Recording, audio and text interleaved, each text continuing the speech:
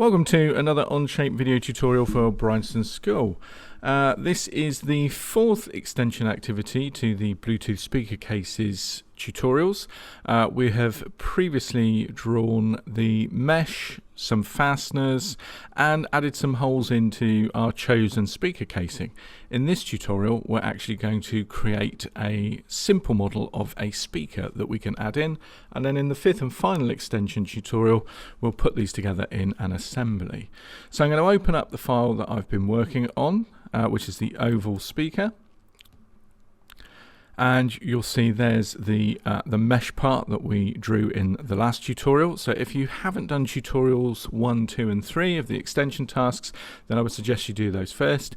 This is a slightly more complex tutorial, so you may want to watch it through and then follow it through afterwards and pause it as you're going through to do the different parts. So we can see on here there's our chosen speaker with the addition of the countersunk holes for the screws.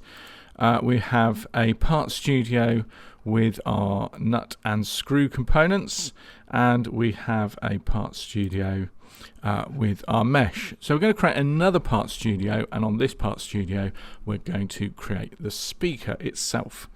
So we're going to left click on the plus sign, left click on create part studio, and as we've done before, we'll give this a name. So I'm going to right click on it, left click on rename, and we'll call this speaker model. Click in the workspace just to have that entered in. So we're going to draw this on the right work plane so that it's in the correct orientation to help us with our assembly. If you did draw it on a different work plane, it wouldn't matter. It just means we have to spin the model around when we put it into an assembly. So as usual, I'm going to hover the mouse pointer over a part of the right work plane until it's highlighted, right click and then left click on new sketch. And then I can either right click and select view normal to sketch plane, or I can press the N key on the keyboard for normal to. Now we're going to start off with a construction line from the origin. So I'm going to choose the line tool, and I'm then going to select the construction tool. I'm going to hover the mouse over the origin until it's selected, and then I'm going to hold the left mouse button down and just drag over to the right so that it's along the edge of the top work plane, and then let go. So I've got a horizontal line that's a dotted or dashed line coming away from the origin. The importance of that hopefully will become clear in a moment. I'm now going to start to sketch out the profile of the sketch. We're actually going to revolve it, and we need to make sure that we turn the construction off, and then we've got the line tool selected again. So starting from the origin, I'm just going to draw a line coming up and coming left and going up and across and then down so that it lines up with the previous line. You can just see that it's highlighted in orange, so I'm going to left click and then I'm going to go left again, and then I'm going to go up, making sure that these lines are vertical and these lines are horizontal. So let's put some dimensions in here before we add any more lines on this particular sketch. So I can use the dimension tool, and I'm going to select this horizontal line, and I'm going to select the dashed line. Now can you see that if I try and dimension between the horizontal line and our dashed line, it gives us a measurement, but if I pull the mouse across that dashed line, it then turns that into a diameter. It puts the diameter symbol in there. So this is really good for if you know you want to be rotating a part and you're working to particular diameters. It allows you to work to the actual diameter and not have to think about what half the diameter is if you're drawing the radius. So here we would be dimensioning a radius, and coming down here we can actually put the diameter in. So I'm going to left click to place the dimension, and I'm going to change that to 35. So I want a diameter of 35 millimeters for that first line. Now you can see everything's shifted slightly, but hopefully you've seen that this line, because we made sure it lined up with this line, that's moved as well, so they're both a diameter of 35. If that's not the case, then you can put an extra dimension in on that line. Now this upper line, I'm going to do the same. So I'm going to select that vertical line, select our dashed line, and come over here again, and this time I want a diameter of 40 millimeters, so I'm going to type in 4 and 0 on the keyboard, press enter, and we've got that dimensioned. Finally, I'm going to take this point here and the dashed line, and again I'm going to turn that into a diameter, so I'm going to left click to place it, and I want that to be 45, so I'm just typing in 4 and 5 on the keyboard and pressing enter. I can now zoom in to dimension these other parts. So I now want to dimension the length of this line, so I'm going to left click on the line and just move the dimension tool up, and I want that to be 3 millimeters. I'm going to do the same with this center line. I want that to be 6 millimeters, and again this line here I want to be 3 millimeters as well, so I'm going to place the dimension line, enter 3, and there's our first part of our sketch drawn. Now you can see it's fully constrained because all the lines have turned black. Now from here we're going to go back to the line tool, and I'm just going to left click onto the top of that line and come away at about a 45-degree angle. It won't matter if it's not perfectly 45 degrees. Left click, I'm going to left click again to put a vertical line in. I'm going to left click again to put a horizontal line in, and then I'm going to come all the way back to the work plane, making sure that that line stays vertical. I can tell from the little icon to the bottom right of the cursor that that's stayed vertical, and I'm going to left click to place that, lining it up with the origin. And then just to end that chain, I'm going to press escape. Now the next thing I'm going to do is to add in some dimensions. So let's go back to the dimension tool. The first thing I want to dimension is this line here, so I'm going to left click to place it, type in 3 because we want that to be 3 millimeters.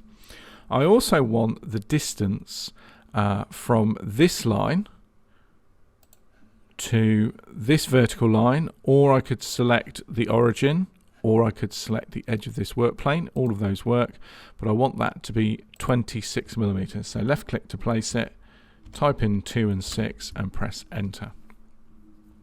The last thing I'm going to do is to set the height of this line. So I'm going to left click on the corner, left click on the dashed line, the axis that we've got, then left click just below that to place it, and that wants to be a diameter of 66. I'm going to type in 66 and hit enter. I also want to dimension the height of this line, so I'm going to left click on that line, place the dimension, and that wants to be 3 millimeters, and that's constrained everything now on this particular profile. Let's add some more lines then to finish this profile off. First of all, I'm going to put in a vertical line, so I'm just going to come across from the origin, make sure I'm past the vertical line here, left click, go up, left click to place the other end, and then left click to make it contact the vertical line that we'd already done. Press the escape key to end the chain of lines. Now I want this line and this line to be parallel with each other, so I'm going to use the parallel constraint. Don't confuse the equals constraint with the parallel constraint, and again remember, if you're on a slightly smaller screen, the constraints might be hidden under one of these arrows. So I'm going to select the parallel constraint. This is the line that's fully constrained, and that's the line I want to be parallel to it. You can see that this line has adjusted.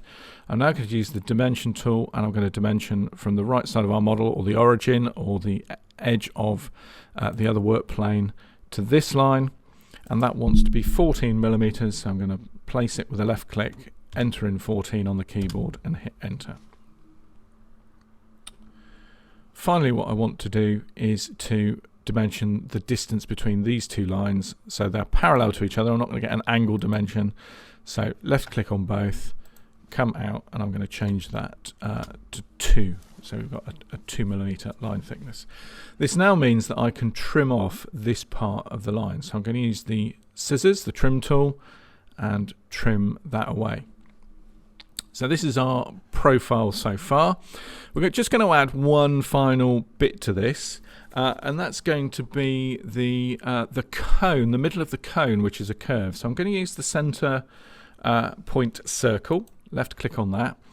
I'm going to come away from the origin along that top work plane. So I'm just lining it up with this dashed line as well.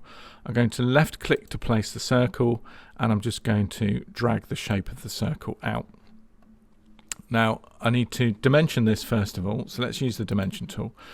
I want the diameter of the circle to be 30, so click on the outside of the circle, type in 30, and I want the distance from the origin to the center of that circle to be 5mm. So I'm going to click on those, place the dimension, make that 5mm. And this part here is the only bit I want. So this is going to form the cone of the speaker. Now what I need to do therefore is to close this part of the sketch off. So I'm going to use the line tool again. I'm going to go to the origin, and I'm going to left click and hold, and I'm just going to drag along the edge of the top work plane and release that beyond the circle. Now that I've done that, I can trim away the parts that I don't want. So again, use the scissor tool. Everything below the line I don't need, so let's get rid of that half the circle. I don't need anything this side either. And actually what I want to do is to make sure that my sketch conforms to the rules of there only ever being two lines coming away from a point. So if I look at this point, I've got a line coming down, I've got a line going up, and I've got a curve going to the left. So I want to trim that curve away. If I come to this point here, I've got a vertical line coming down from the point, a vertical line up from the point, and I've got the curve. Well, it's the curve I want, and I want the top part of the line, so I'm going to trim away this part. And if I come over here, the line that we sort of drew through the circle earlier is the bit I don't want. This point has the arc going up to the right, a line to the right, and a line to the left. It's the line to the left I don't want. So that's the shape that we want to create our speaker cone. So we're now going to revolve that. So I'm just going to right click and go isometric. It's not coming up on the menu, so I'll go over to here as an alternative, left click on there, left click on isometric. I'm just doing this so you can see what happens when we use the revolve tool. So go over here to the revolve tool, left click on revolve tool, and it's already come up with the sketch that we want. That's already selected, so left click to select the axis, and we can select either our dotted line or we can select one of the lines that we've created as part of our sketch. And if we left click on that, that then draws the shape of our speaker. Left click the green tick to confirm that, and if I just spin around, you can see that we've got the basic shape of our speaker. Now what it doesn't have is the plate that allows us to mount it, so let's add that in next. So holding the right mouse button down, I'm just turning that around so we can go to the rear, and I'm going to select the back edge of this face. So don't click so that you're just selecting the outer edge or the inner edge. We're going to hover the mouse so it's both edges are highlighted to show that we've got the face. I'm going to right click on that, and then I'm going to left click on new sketch. This time I'm going to press the N key for normal 2 so that we're viewing on that, and I'm going to now create the sketch. The first thing I want to do is to turn this edge here into a line. So I'm going to use the project or convert tool. So left click to select that, hover over that inside line, left click on there, and you can see it's gone a dark black to show that that's now been turned into a circle as part of our sketch. The next thing I want to do is to create the outline of the mounting plate. So I'm going to use the center point rectangle. So we've got the corner rectangle here, left click on the arrow, select the center point rectangle from the drop down, and I'm going to put the center and the origin, left click, and then pull out a rectangle. It doesn't matter what shape or size that rectangle is, but I'm just going to click to place that. Now I want the length and the height of this to be the same, so I can use the equal constraint. So I'm going to left click on the top line, left click on the right line, and you can see that that has changed them. I'm just using the scroll wheel on the mouse to zoom in and out. Now what I need to do is to dimension one of these lines. So I use the dimension tool, and I'm just going to use the left hand line, place the dimension over here, and that wants to be 66 millimeters. So change that to 66. And that's going to be the plane. Now we could have just drawn the rectangle, but if we were to extrude that rectangle, it would fill in this space, which is why we've needed to draw that inner circle. So we're now going to extrude that plate. So use the extrude tool. Now by default, it's come backwards and 25 millimeters. I want it to go towards the front of the speaker, so I'm going to click on the arrows with the left mouse button to send it forward, and then I'm going to click on the dimension and change that to 1, using 1 on the keyboard, hit enter, and if I just spin that round, you can see how that has affected our speaker. So left click to confirm. So there's our speaker mounting plate. Now what it needs is some mounting holes, so we will draw those on. So we're right click on the back face, left click on new sketch. I'm going to press N on the keyboard to go normal 2, and I'm going to use a center point circle. I'm just going to draw that anywhere in the space. I don't want to tie it to the edges, so I'm just going to place the center and drag that out in that space. Doesn't matter what size it is because we're going to dimension it. So let's dimension the size of the circle first. So click on the outside edge, left click in space, that wants to be 4 millimeters, so enter 4 on the keyboard and hit return. And then we want to dimension that from the origin or from the edges of these work planes. So circle center to the edge, and that's going to be 26 millimeters, and the same from the circle center to the edge of this work plane, that also wants to be 26 millimeters. And we want one of those in each corner, so let's use the mirror tool to move a copy of that over this side, and then a copy of both of those down below. So select the mirror tool, select the mirror line, edge of the work plane, select what we want to mirror. Turn the mirror tool off and turn it back on again, so we can select a different mirror line. Now select both of our circles, and we've got our 4 mounting holes. So I'm just going to spin that round holding the right mouse button down so we can see that in 3D. We're going to extrude and remove, so the default was to add it, left click to remove. It's set at depth of 25 millimeters. We could leave that at 25 millimeters, or we could change it just to go up to next, because that's all we want to cut through. Left click, and we've got our mounting holes. Now we do have some quite sharp corners on here, so let's remove those with the fillet tool. So I'm going to use the fillet tool, which puts a radius on the corners. I'm going to change it to 10 millimeters. On here it's already 10 millimeters, and I'm just going to zoom in so that I can pick the edges. So what the edge is highlighted when it's orange. I'm going to do that on all 4 corners, so I'm using the scroll wheel on the mouse to zoom in and out, and I'm using the right mouse button held down to be able to spin the view round so that I can access those edges a bit more easily. So I've done all 4 corners, and left click, and then I'm just going to spin that round so we can see, and that's our model of our speaker. Let's just add some color to this so it looks a bit more like the speakers we've been using in our kits. So I'm just going to right click, and I'm going to edit appearance for part 1, so left click on that. I could make it black. The problem with making it black is it hides a lot of detail, so I'm going to go for a dark grey, which is almost black, but it allows us to still see the detail. It reflects a bit of light, and we can still see the edge highlighting within the software. And that's our part done. I can come over to our camera options, left click on that, left click on isometric, and that is our speaker completed. So in the next tutorial we'll use all of these parts that we've created in an assembly on the model that we created of the speaker case. Thanks for watching, and I'll see you in tutorial number 5.